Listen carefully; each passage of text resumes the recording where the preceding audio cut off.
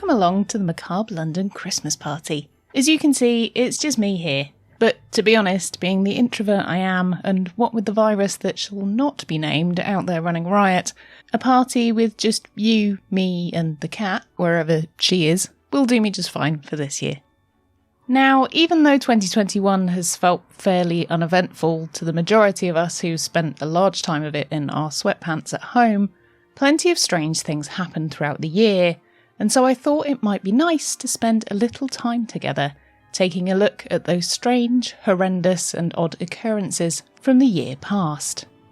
As there are quite a few strange stories, I'll be spreading this out over a few episodes before the end of 2021, like a cathartic cleansing ritual.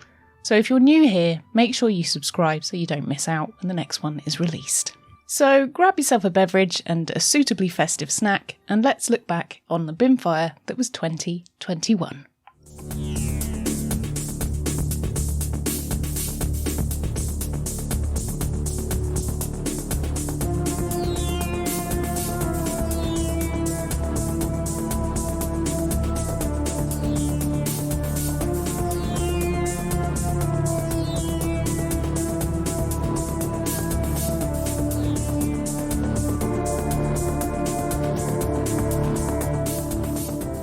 Now, I'm sure you've already worked this out, but I'm not going to delve into things that were just generally bizarre in the news sphere in 2021, unless they have a touch of the supernatural, paranormal, or downright strange about them.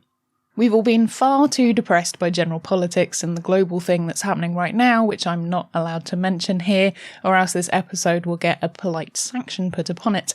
So these will be stories that have nothing to do with your normal day-to-day headlines. However, that's not to say that all of these stories will be the light-hearted and finallys. Finally, the newsrooms use as a palate cleanser. Some of these tales are very dark. As we're around the festive period, and you may be listening to this whilst you're prepping your Christmas dinner or driving to grandma's, just a heads up that it may not be the most suitable thing for little ears to overhear, as they no doubt come to pester you in the kitchen or screech from the backseat for the 1000th time to find out if you're nearly there yet. Or maybe it is if you're not particularly fond of them, but it's on you if they won't go to sleep on Christmas Eve because of the scary podcast they overheard. So, you have been warned.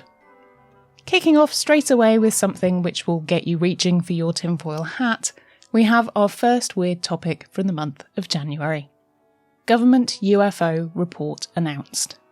Having just said I won't talk about politics, I'm going to talk about politics for a second. Bear with me, it's in context for the story. The incompetent what's-it Donald Trump, as a parting gift after being ousted by the American public from the White House, carried out a number of final things, which I'm sure many of us have been guilty of whilst leaving a job. Unlike most people who are just content with stealing a stapler and erasing all your template emails for the next sucker to have to create, old Donnie submitted a request to the Pentagon to release the dirt it held on UFOs, or as they refer to them, UAPs, unidentified aerial phenomena. The former Director of National Intelligence, John Ratcliffe, went on the ever-trustworthy and 100% reliable news station Fox News to talk about what he'd learned from his time as Trumpy's right-hand man, and spoke out about his knowledge on what he understood to have been classified up until the report was requested, but which would be made public by the 1st of June 2021. Now, if you can get past the obvious gloat of a man who's been allowed to peek behind the curtain, then this is an admission from a former government official that the Pentagon have records on UAPs, and now they had to disclose it. After all, we know that there is Area 52, which has for a long while been associated with the theory that a craft crash-landed there. Many military personnel have said they have seen strange craft when flying, and it's well known that the government has records on all these things. So finally, everyone was very excited that there would be some clarification on the whole phenomena. This obviously drove the UFO-believing community into an absolute frenzy, and people were now set to wait for the report which they believed would definitely have solid proof of little green men and crafts that had been captured by the government. However, they'd have to wait patiently until June for the truth to be revealed. Story number 2. The Dead Alive Frenchwoman. A 58-year-old woman in France has been trying for the past 3 years to prove she isn't dead. Jeanne Pouchain, who lives in a small village in Loire, has said there's no point in leaving her home as she can't actually do anything because, technically, she's deceased. She can't get identification, a bank account, or even car insurance, despite being very much still alive. So how did Jeanne end up being declared dead, despite her obvious living status? Well, it's a long story, but basically, it was a very strange mix-up in court. As a result of her deceased status, she has had troubles being able to settle debts, as companies don't believe she's paid, as when they check, she is not an alive person. And as a result of this, she's had her car towed away, and she's now in fear that her personal belongings and her home may also be up for grabs by the debt collectors. This hasn't just affected Jeanne, but her family as well. Her husband hasn't been able to access their bank account as it's registered in Jeanne's name, and her son has also had problems proving his mother's existence in order for him to obtain credit. The whole situation has left Jeanne locked at home. She said in an interview with the Huffington Post that all she does is sit at home and write, which basically sounds like my life, so, nope, still going. Anyway, Jeanne has found herself fighting to regain her life. Literally.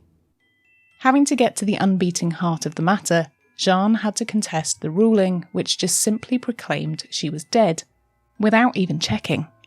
As it turns out, a former employee of Jeanne's had gone to court to contest her dismissal from Pouchain's company 20 years earlier. The cleaning company, which subcontracted workers to offices, schools, hospitals, etc., had been lumbered with the unfair dismissal case when it was actually the subcontractor which fired the employee. As there were many layers to the case, and seemingly whoever was dealing with it in court that day couldn't really be bothered to do very much, just ruled that Jeanne was dead, as they apparently tried to get hold of her before but had failed to make contact.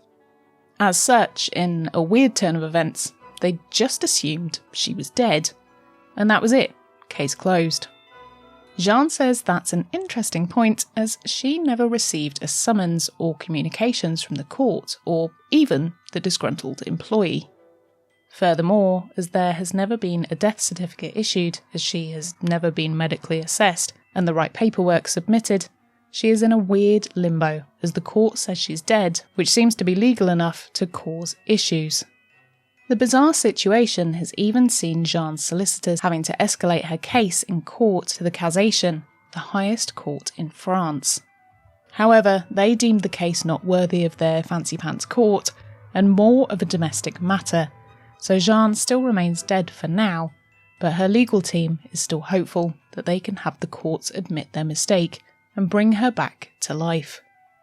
Now, if I were Jeanne, I'd have some fun with this. I'd run around in a sheet going, woo! I'd commit some petty crimes like shoplifting, stealing a police person's hat, and when caught, I'd just say, I'm a ghost. After all, they can't arrest a dead woman.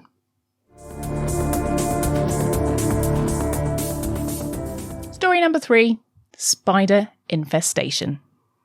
Now, our next story is a short one, but if you're not a fan of spiders, then maybe skip forward a little bit to the end of the episode and I'll see you there. But otherwise, if you're feeling brave, I have some arachnid anarchy to enlighten you with. Here's the video evidence. So again, here's your warning. If you don't like them, skip ahead. Yeah, little baby's one. It's like, oh, that's not too bad. It's just like maybe 50, 60. But then she says, look in the other corner. There's more. And they're alive.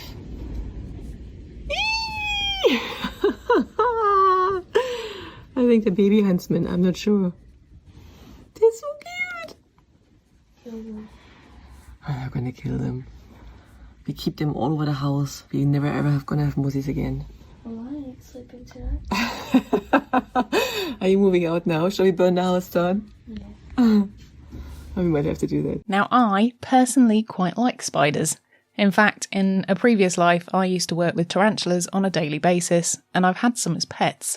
I'm fine with big spiders, but ones like this, house spiders, and the ones that move very quickly, I'm not such a fan. So I don't think I'd particularly like being in this situation myself. Luckily for the owners of this house, these are baby huntsman spiders, and whilst they can grow to be huge, they don't really pose any threat to humans, with their bite apparently being as bad as a bee sting. Now, take it from somebody that's actually been bitten by a tarantula, which was totally my fault and not theirs. When it's a big spider, it's actually the fangs that hurt the most and not the venom that's inside them. The fangs are big and powerful, and they really pack a punch. So, the occupants of the house don't really need to be worried. And this is what I love about Aussies. They're always so calm in the face of rampaging animals. It's always no big deal, as there's always something more deadly trying to kill you just around the corner. So in their eyes, this many spiders is a blessing, as they may take down something more deadly. So what happened after this video went viral? Well, the house owners did keep the house, they didn't burn it to the ground, and the girl still slept in her room, which, fair play to her. I think I probably would have worn a balaclava to avoid swallowing too many in my sleep. Okay, so that was just January. There's still another 11 months left to go. Thanks for joining me for those weird stories. I hope you enjoyed them. You know the drill by now if you've been around for a while, but if you're new here, then please subscribe and come and follow me on my social media. And if you like the show and you want me to make more of them, then please consider becoming a Patreon supporter so you can get your mitts on exclusive content, an extra episode per month, and depending on the tier you pick, have your name read out at the end of the episode, like our executive Patreon producers Amy, Barry, Bethan, Kate, Mary, Ren, Sam, Sarah and Veronica. And thanks to all of my other patrons too.